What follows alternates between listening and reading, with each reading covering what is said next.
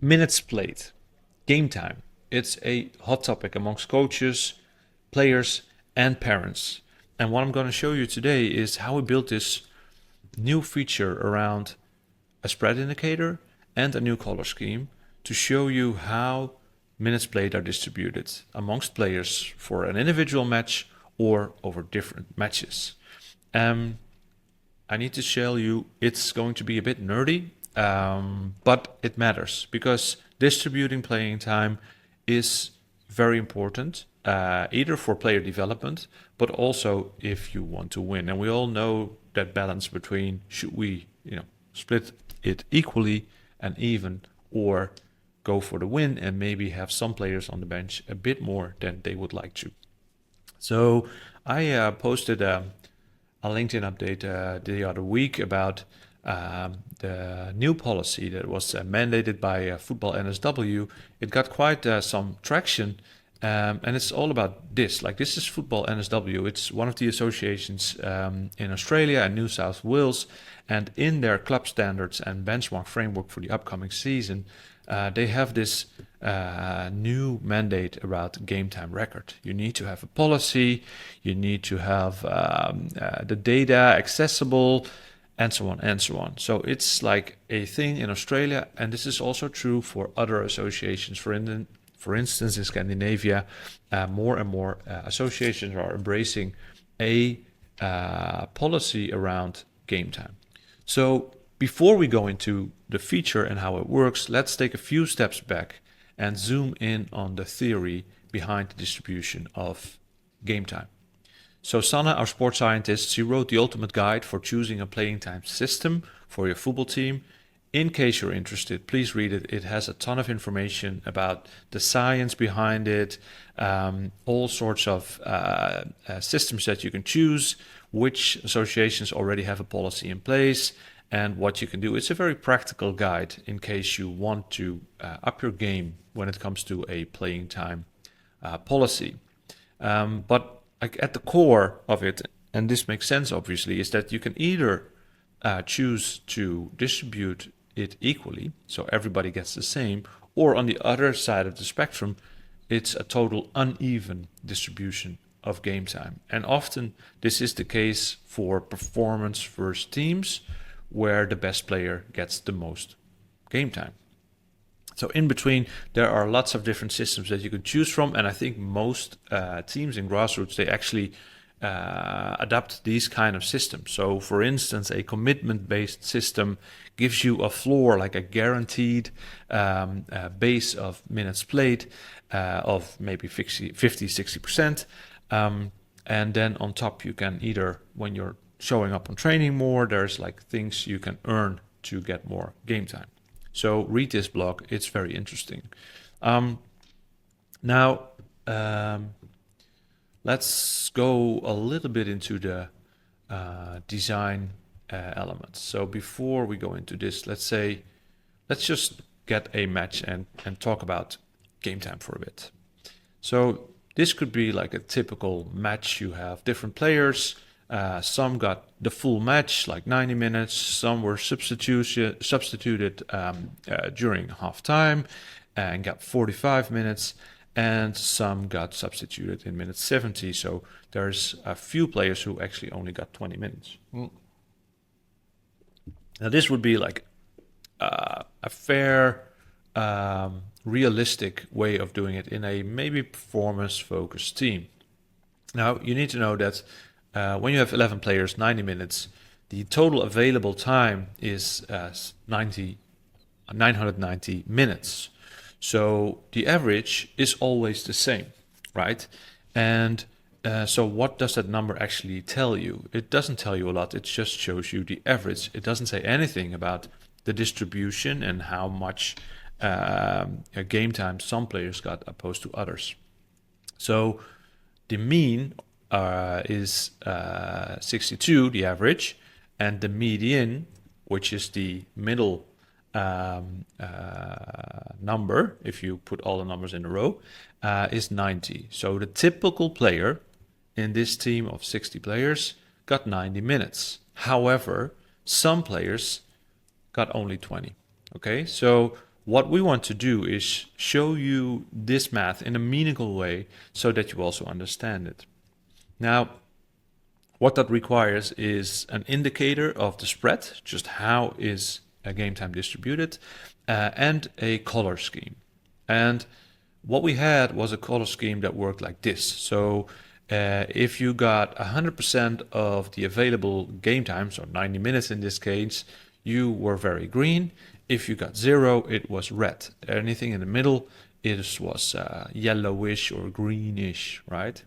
And that makes sense. So if the distribution would be like this, it would show up like this. And it makes sense. Some got 90, some got a little bit less. And it looks nice, it makes sense. However, when you start to distribute game time in an even way, it started to show like this. And I think, like, from a coloring perspective, this is not the message that we want to show you. Like, everything is in yellow. How come? I just distributed it evenly. So basically, we got the insight that green as good and red as bad is not a wise way to distribute the color scheme or set up the color scheme. So instead, we came up with something different. And here it is. There's like a subtle and a solid variant, but at the core, you can have the median here, and it would be very neutral, right? So it shows it's there, it's okay. When you got less than the median, it starts to become a little bit red, turning very red. So if you have a very high difference compared to what the typical player got, you will be red.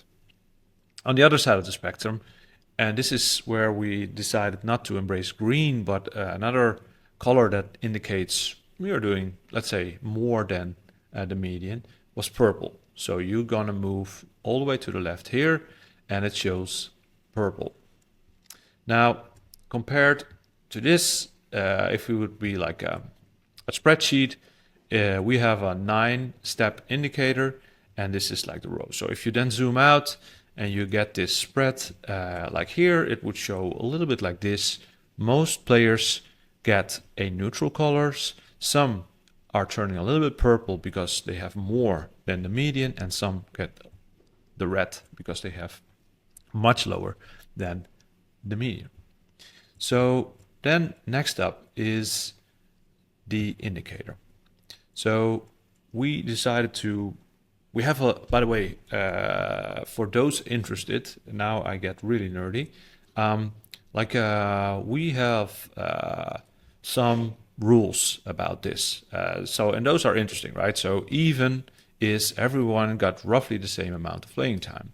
Varied, most players got similar time, but some with notable differences. And uneven is playing time was quite different across the team. You have clear starters and bench players, or some got lots more than others. Okay, and I think everybody can like relate to this indications of the spread of game time. You understand what even is, you understand what uneven is, and there's something in the middle, we call it varied. Okay, so in case you're interested, and we will publish this, there's then lots of different business rules, calculations we associated to this, and it gets really, really, really nerdy. To the point where we have talk about standard deviation, ranges, and so on and so on. The design and the feature itself don't bother you with that, but it matters because this distribution matters. Also for you to understand, we created this game time distribution spreadsheet where you can clearly see you have different scenarios, and this is a scenario where like a lot of players got 90 minutes and the rest was on the bench. Like we call this uneven. We also have like the equal spreads where it's extremely balanced and slightly balanced, right? And then we use things like the standard deviation, the range, the median, and all sorts of math to calculate this spread indicator that everybody understands, uneven even, and varied. So this is what we then did. Now back to the design. Here we go. We built a spread indicator.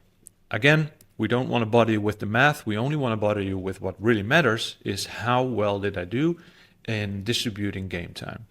And it's neutral in the sense that we do not have an opinion that uneven is better than even. You might have your good reasons for it. We don't judge. But here you see the even indicator, the varied indicator, and the uneven indicator. All right, so let's bring it home and let's show you how it works in real life. Now we go to Homebase, our desktop web app, and I'll show you. This is a match played.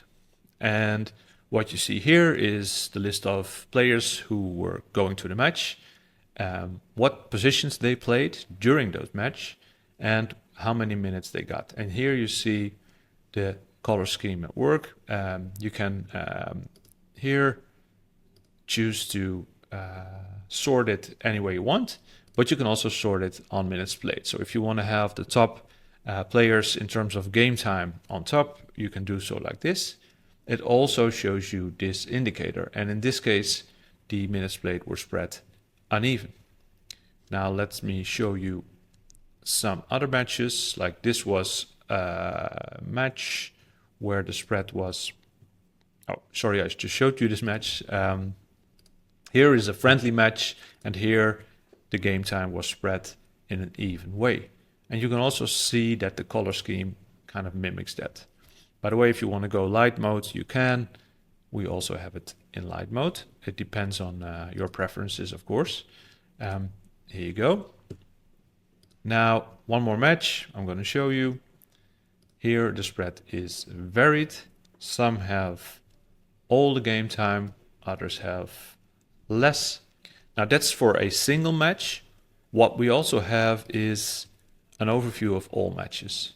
So here, if you go to the minutes played stats, you can see the distribution in a graph for every player. You can see the leaderboard. You can see match attendance and get some insights. The table shows you the spread for every match. And here you also see which match was varied, which was uneven and even. Okay, that's it. We have many more features around game time in our roadmap, so stay tuned on that.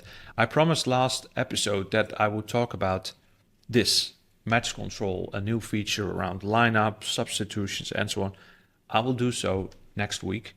It is the feature that allows you to track minutes played in a very easy way, because that's the other part of the spectrum, is that getting the insights is one thing, but tracking it in real time during a match with all the chaos around it is another. So that is the subject for the next episode of Built in Public. Stay tuned.